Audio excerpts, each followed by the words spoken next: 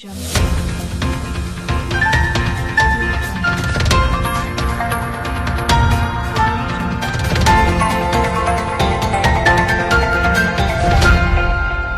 de la conférence internationale sur la justice transitionnelle au Mali, organisée par la Commission Vérité, Justice et Réconciliation, c'est mardi 17 mars 2021.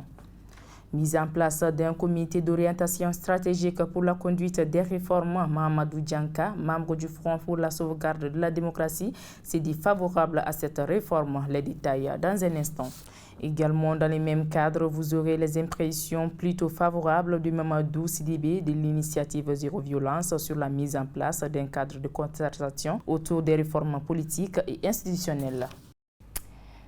Mesdames et messieurs, bonsoir. Merci d'être parmi nous sur Liberté Télévision. Je vous le disais en titre, l'école de maintien de la paix Alioune Blondin Beye de Bamako a servi de cadre à la conférence internationale sur la justice transitionnelle au Mali.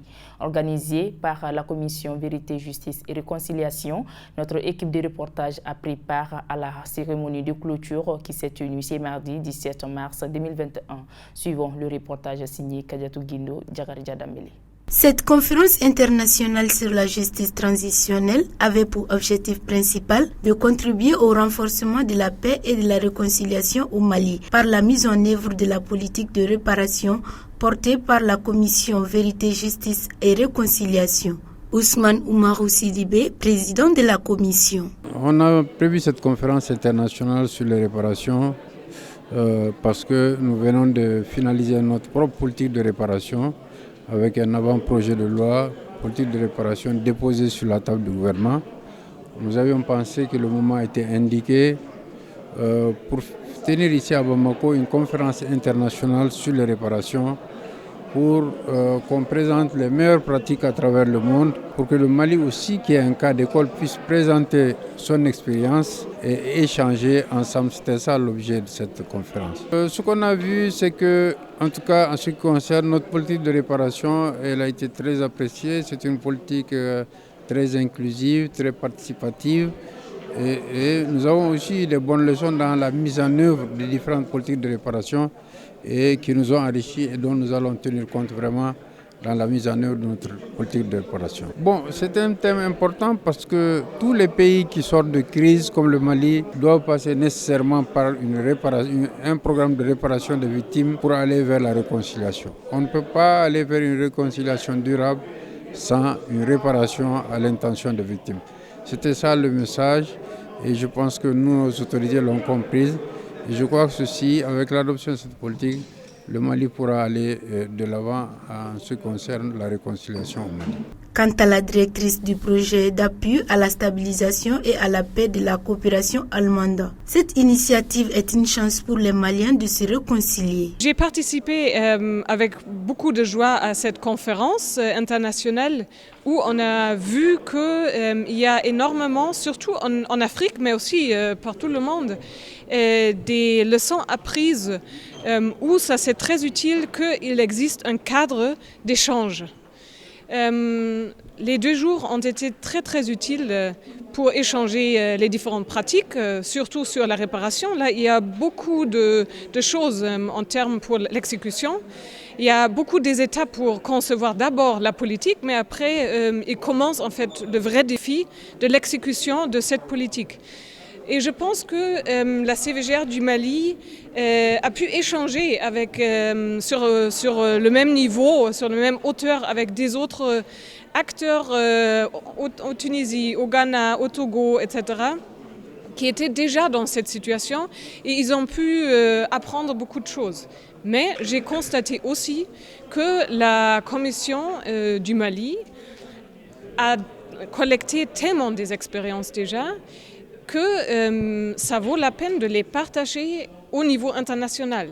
Et c'était vraiment à temps que la CVGR a organisé cette séance, ce cadre, pour partager un peu les expériences juste autour des réparations. Je pense que ça vaut la peine d'étendre un peu pour la prochaine fois et peut-être d'établir une culture de conférence au niveau de la justice transitionnelle au Mali, que chaque année on se reparle pour voir où est le Mali aujourd'hui, où est le monde aujourd'hui en termes de la justice transitionnelle. À noter que cette conférence internationale sur la justice transitionnelle est une première au Mali. Son objectif est de favoriser la cohésion sociale et la stabilité dans notre pays. Autre chose à présent, le Premier ministre Mokhtar Ouane a annoncé la mise en place d'un comité d'orientation stratégique pour conduire les réformes politiques et institutionnelles. Cet organe sera effectif très prochainement avec la participation des forces vives de la nation, a indiqué le chef du gouvernement.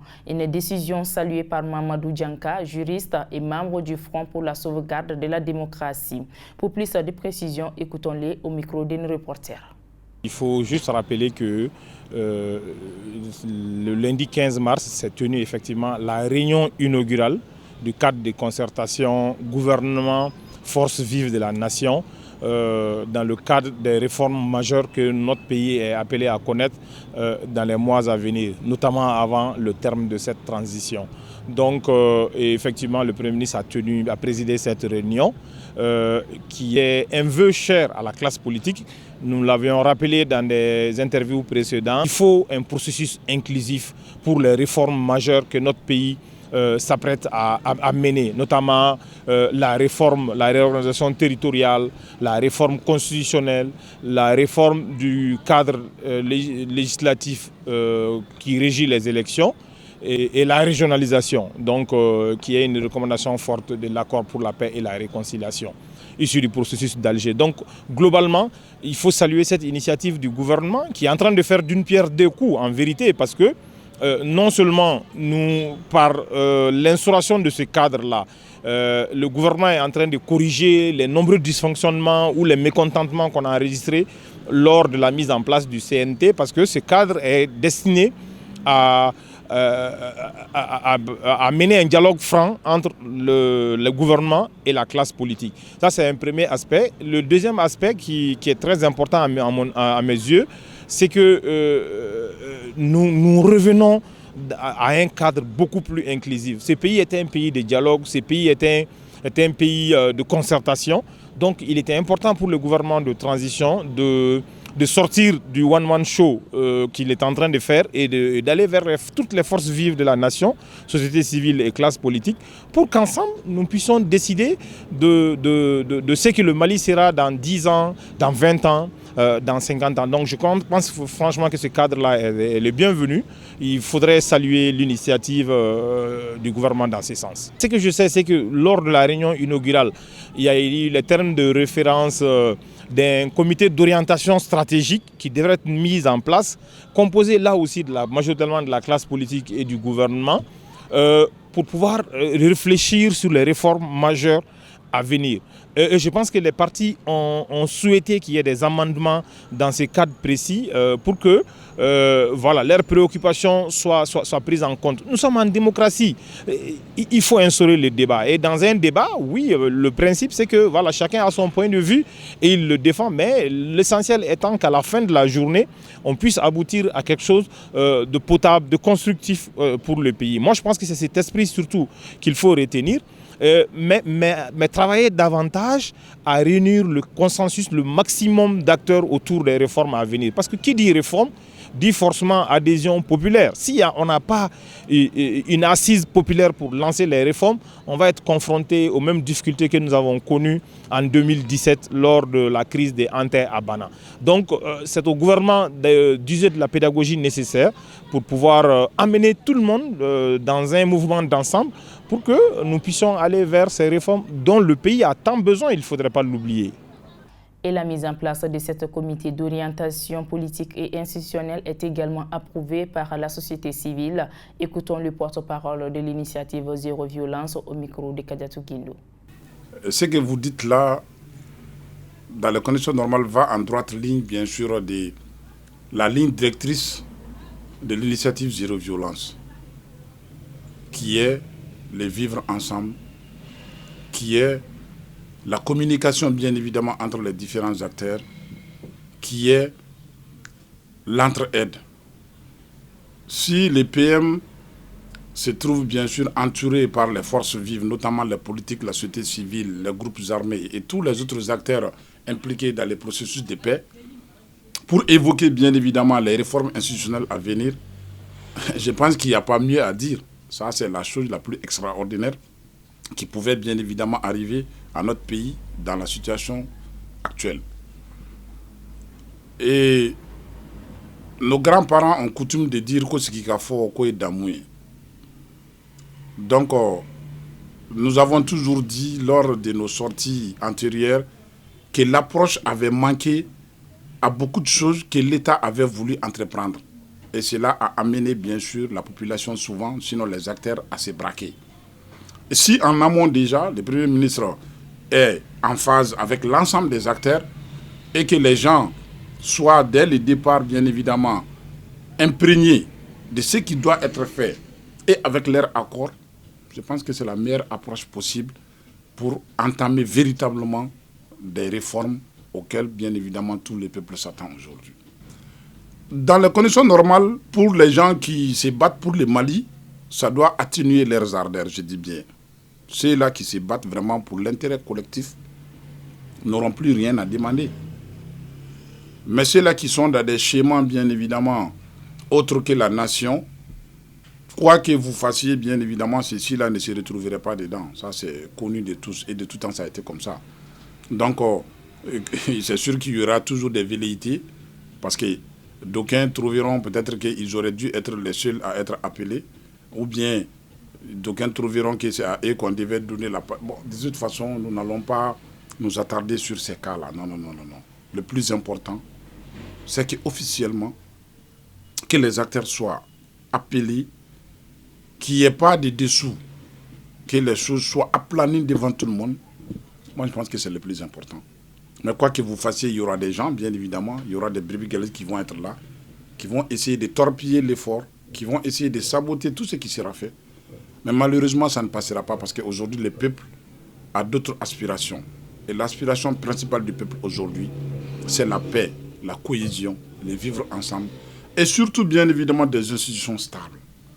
Nous l'avons dit il y a une année, vous étiez là avec nous, que le développement socio-économique était lié à la stabilité des institutions. Mais ces jours-là, les gens pensaient que c'était des conneries. Et avec le temps, on s'en est tous rendu compte. Donc, nous ne pouvons que nous réjouir et nous associer, bien évidemment, à ces assises-là. Le mot de la fin, comme toujours, le thème aujourd'hui est déjà, bien sûr, en phase avec l'initiative Zéro Violence. Nous ne pouvons que nous associer, et deuxièmement, convier davantage les Maliens à ce que nous comprenions tous que ce pays est un pot commun. Nous l'avons dit une fois, personne ne viendra faire le Mali à notre place. C'est-à-dire que ça, c'est une certitude mathématique. Et le Mali ne sera que ce que nous voudrions bien qu'il soit. À partir de là, je pense que nous devons pour une fois nous oublier un temps soit peu et penser bien évidemment à l'intérêt collectif. Parce que c'est ce qui a manqué ces 30 dernières années. Les gens avaient compris que l'intérêt personnel pouvait bien évidemment leur servir mieux que l'intérêt collectif. Mais malheureusement, l'inconvénient avec l'intérêt personnel, c'est que vous pouvez privilégier l'intérêt personnel. Mais à la longue, malheureusement, ça va s'écrouler. Et quand ça va s'écrouler, il n'y aura plus d'intérêt malheureusement. Parce que vous-même, vous allez vous retrouver englouti par les méfaits, bien évidemment, de l'absence de l'intérêt collectif. C'est pourquoi il faut préserver l'intérêt collectif. Dans l'intérêt collectif, chaque fois que l'intérêt collectif est préservé, il y a une marge, bien évidemment, large pour l'intérêt individuel. Et l'intérêt individuel est vraiment exempt cette fois-ci des soubresauts. Mais si vous privilégiez l'intérêt personnel, quoi qu'il arrive là, le collectif vous rattrapera. Et vous allez vous rendre compte que vous auriez dû malheureusement faire face à l'intérêt collectif. Nous en appelons toujours les uns et les autres à œuvrer pour le Mali. Quand le Mali gagne, c'est nous tous qui gagnons. Mais si c'est Jean, Mathieu et Paul qui gagnent, malheureusement, ce n'est qu'une infime partie qui gagne. Et nous autres, là, nous allons aller chercher notre part. Et malheureusement, ça va s'écrouler. Ainsi prend donc fait ce journal d'information. Merci de l'avoir suivi et bonne suite des programmes sur la Liberté Télévision.